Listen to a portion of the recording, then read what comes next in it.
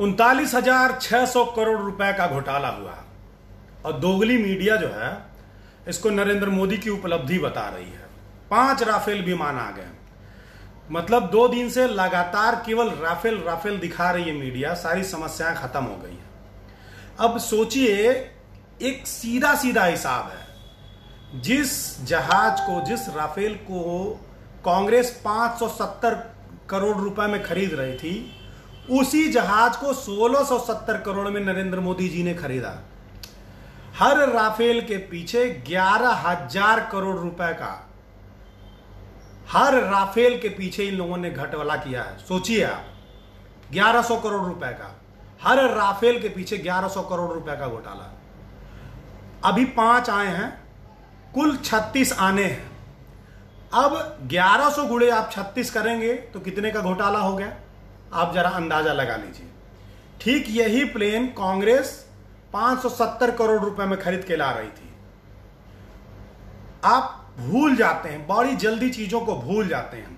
लेकिन इस घोटाले को लेकर के सुप्रीम कोर्ट में मुकदमा भी चला था, और जब कोर्ट ने खरीद फरोख्त की जो फाइल है, डील की जो फाइल है, उसको जब मांगा तो रक्षा मंत्रालय से, जी हां, हमारे रक्षा मंत्रालय से राफेल डील की फाइल ही गायब हो गई। क्या यह बात आपको पच सकती है? क्या कोई ये फिल्म की स्टोरी चल रही है देश में? एक दलाली होती है, एक घोटाला होता है, उसकी रक्षा मंत्रालय से फाइल ही गायब हो जाती है। और 570 करोड़ का जहाज 1670 करोड़ में आप कैसे खरीद सकते हैं भाई? अंधभक्त कहते हैं कि उसमें बहुत सारा एसेसरीज लगा है। जैसे कि आप मोटरसाइकिल खरीदने गए तो मोटरसाइकिल में डिक्की नहीं होता है, तो उसमें एक डिक्की लगा दिया पीछे रखने के लिए। उसमें जो एक्सीलरेटर और गियर होता है उस पर कवर लगा दिया, जो मिरर होता है, मिरर नहीं होता, मिरर लगा दिया, कहीं पायदान लगा दिया, कुछ और चमकीला स्टिकर लगा दिया। ये सारा ऐसे सीरीज आप लगवा लीजिए, उसमें टेप रिकॉर्डर भी लगवा लीजिए, टीवी भी लगवा लीजिए, तो क्या उसका दाम, क्या उसका दाम जो मूल कीमत है उसका 2 गुना हो जाएगा? मतलब अगर आप 50,000 की मोटरसाइकिल खरीद रहे हैं तो उसमें ऐसे सीरीज लगवा देंगे तो 1.5 लाख का मोटरसाइकिल हो जाएगा। अरे बहुत होगा, 10,000, 20,000 बढ़ सकता है, 30,000 बढ़ सकता है। लेकिन आप सोचिए कि अंधभक्त कहते हैं कि राफेल में ऐसे सीरीज लगाया गया, इस नाते उसका दाम 570 करोड़ से बढ़ करके 1670 करोड़ हो गया, 1100 करोड़ रुपया बढ़ गया। आप सोचिए, ये पचने वाली बात है? और इस पर हमारे देश का बेशर्म मीडिया जश्न बना रहा है, मोदी को उपलब्धि बता रहा है। अरे कतर और मिस्र जैसे छोटे देश राफेल को बहुत पहले खरीद चुके हैं, लेकिन अभी भी उनके ऊपर खतरा मंडरा रहा है, रूस का, अमेरिका का खतरा मंडरा रहा है। ऐसा नहीं कि वो महाशक्ति बन गए हैं। राफेल बहुत नया टेक्नोलॉजी का मामला जहाज नहीं है जिस जैसा आप प्रचारित कर रहे हैं, और न ही इससे महाशक्ति बन जाएंगे आप। इस डील को पूरी दुनिया देख रही है, पूरे देश के बुद्धिजीवियों के सामने है। हमारे देश की जनता धर्मभीरू, आपने उसको मंदिर में उलझाया हुआ है। लेकिन इस बेशर्मी का पर्दाफाश जिस दिन होगा कि 570 करोड़ का प्लेन आप लोगों ने 1670 करोड़ में खरीदा था और उसका जश्न मनाया था, ढिढोरा पीटा था, उस समय जब पूरा देश कोरोना महामारी से त्रस्त है, बाढ़ से त्रस्त है, लोग पाषाण काल में जीने चले गए हैं, पेड़ों पर लोग रह रहे हैं। इस समय बाढ़ से बचने के लिए लोग पेड़ों पर रह रहे हैं, और कोरोना से आप देख ही रहे हैं, कोई खाट पे लाद के ले जा रहा मरीज को, कोई कंधे पे सिलेंडर लाद करके दौड़ रहा है, डॉक्टर मर रहा है, पुलिस वाला मर रहा है, अस्पताल की व्यवस्था नहीं है, लोगों को मरने के लिए छोड़ दिया गया है। ऐसी स्थिति में राफेल का जश्न इतना बढ़ा चढ़ा करके बनाया जा रहा है जैसे कि हम विश्व शक्ति हो गए हैं। चाइना अब एकदम थर-थर कांप रहा है, उसने हमारी जमीनों पर कब्जा करना छोड़ दिया है। इतनी बड़ी बेईमानी का मैनेजमेंट मोदी जी कर रहे हैं, अपना भौकाल टाइट कर रहे हैं। आप सोचिए, कांग्रेस 126 प्लेन खरीद रही थी, 126 राफेल खरीद रही थी 42,000 करोड़ में। इनकी ये किस हिसाब से इतना महंगा खरीद करके ले आए, आप ये बताइए। फाइल गायब हो जाती है। और इसके लिए, केवल इसी के लिए आपको एक उदाहरण बता दूं, जब घर में हथियार कब खरीदा जाता है? जब पड़ोसी से झगड़ा होता है। आप हाकी स्टिक घर में कब खरीदते हैं, लाठी कब खरीद करके रखते हैं घर में? जब अगल बगल से झगड़ा होने की कोई चांस दिक्कत रहता है तो आप घर में चर्चा कर रहे हैं कि नहीं, सुरक्षा के लिए हमारे पास कुछ हथियार होना चाहिए, और फिर आप हथियार खरीदते हैं। तो हमारे यहाँ उस झगड़े को पैदा किया गया, हमारे यहाँ उरी अटैक कराया गया, पुलवामा अटैक कराया गया, सैनिकों को मरवाया गया हमारे देश में साजिश करके। अभी तक पुलवामा के हमलावरों का पता नहीं चल पाया है, पठानकोट हमले का पता नहीं चल पाया है। जो आतंकी गिरफ्तार हो रहा है उसको बेल मिल जा रही है, छूट मिल जा रही है। आरडीएक्स कहां से आया पता नहीं चल पाया। क्यों नहीं चल पाया? क्योंकि इन सरकारों ने, आरएसएस और बीजेपी की सरकारों ने उन हमलों को करवाया है ताकि पाकिस्तान से, चीन से झगड़े का माहौल बने, और जब झगड़े का माहौल बनेगा तब आप हथियार खरीदेंगे। हमें रफाल की कोई जरूरत नहीं थी, यह अननेसेसरी खरीदा गया है।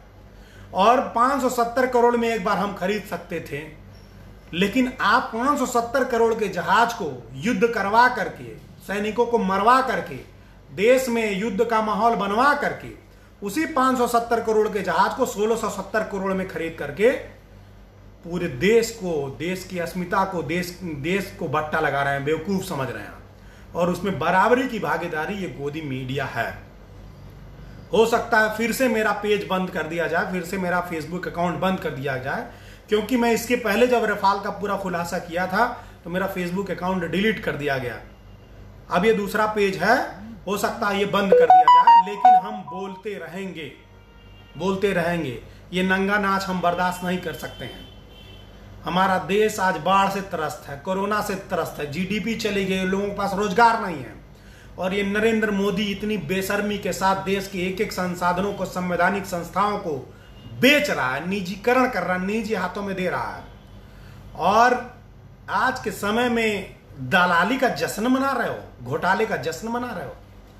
39,600 करोड़ रुपया अंडानी के जेब में चला गया और तुम जश्न मना रहे हो। अरे मूर्खो, केवल 570 करोड़ रुपए में ही फ्रांस राफेल को बनाने की टेक्नोलॉजी भी हिंदुस्तान एरोनॉटिक्स लिमिटेड को दे रहा था। उसी पैसे में 570 करोड़ रुपए में प्लेन तो दे ही रहा था, जो उस प्लेन की टेक्नोलॉजी थी उसको भी साझा कर रहा था फ्रांस भारत के साथ, हिंदुस्तान एरोनॉटिक्स लिमिटेड के साथ। 90 साल पुरानी कंपनी तुमको खराब लगने लगी, मात्र 12 दिन में खड़ी हुई रिलायंस डिफेंस लिमिटेड जो है तुमको बहुत अच्छा लगने लगा।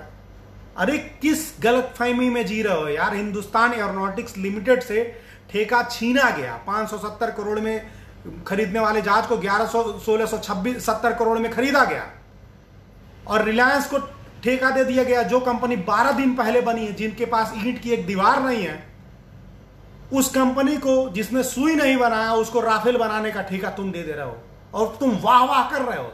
कितना बेशर्म हो यार तुम लोग।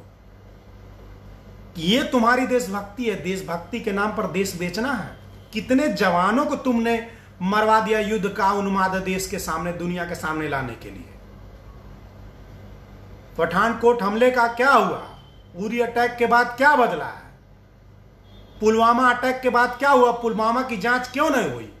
देवेंद्र सिंह आतंकवादियों को लाते हुए पकड़ा गया, उसको जमानत कैसे मिल गई जी?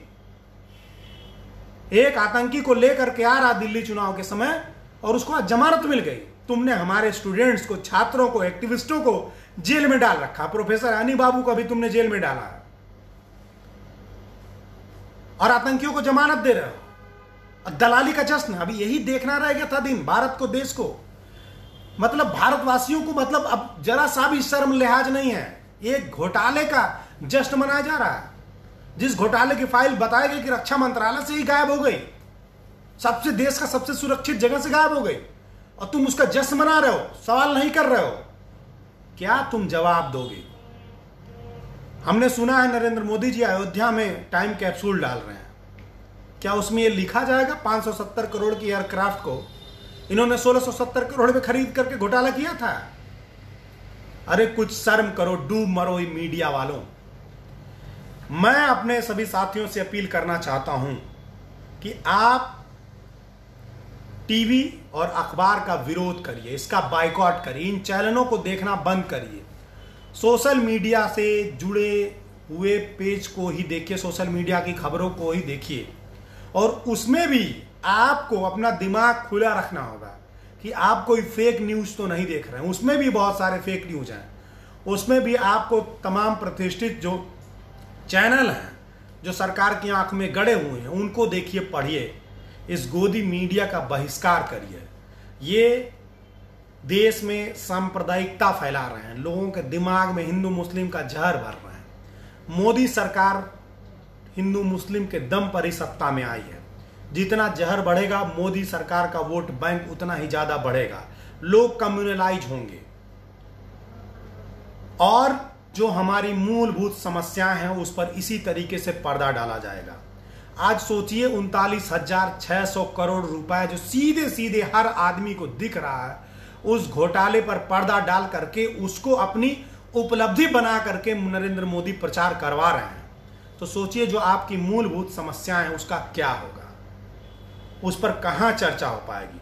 ये सब केवल इस नाते हो पा रहा है कि आप अपने घरों में बैठ करके उस जहर को अपने दिमाग में, अपने बच्चों के दिमाग में भर रहे हैं, इसी नाते हो पा रहा है। तो प्लीज इन चैनलों का, इन अखबारों का बाइकआउट कीजिए, इनको देखना पढ़ना बंद कर दीजिए, नहीं तो इस देश को कोई बचा नहीं सकता है। मैं धीरेन्द्र प्रताप, अध्यक्ष पूर्वांचल सेना, गोरखपुर उत्तर प्रदेश से। अगर आपका कोई सुझाव है या कुछ समझना चाहते हैं या कोई भक्त डिस्कस करना चाहता है तो मेरा मोबाइल नंबर है